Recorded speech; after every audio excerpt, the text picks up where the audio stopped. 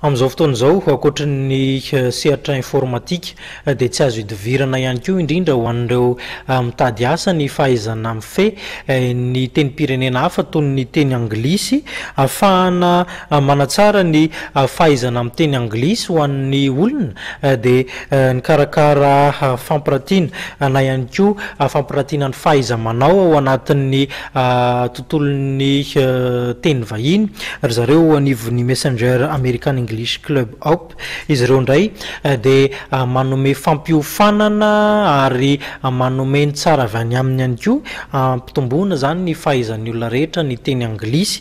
Nisy moa zany ny famoahana andiana mpianatra na vita fiofanana na afa-po azy ireo izay fampiratiana ny fahaizana nomeny ireo mpampianatra izay.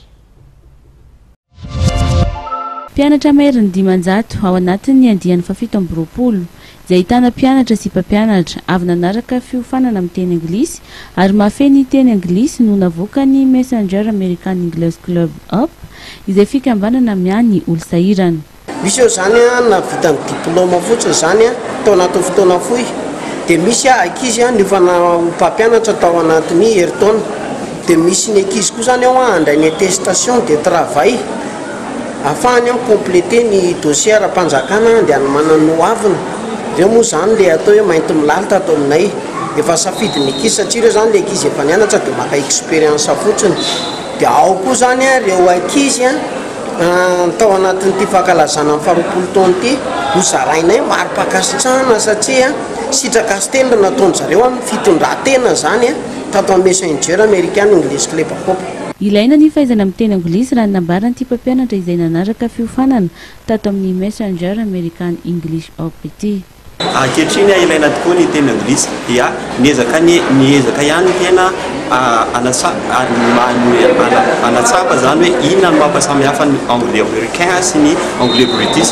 Amin'izao marina ny akamaroan'ny tanora malagasy dia liana tokoa amin'ny teny anglisy. Ny différence entre ny anglais américain sy ny anglais british zany dia ny prononciation. Ankoatra ny fampianarana ifeny teny anglisy dia mandefa ireo mpianatra miofana tao aminy anivelany ihany koa ny Fmos ary amin'ity taona ity dia misy 330 mianadahy no azo ny Kanada.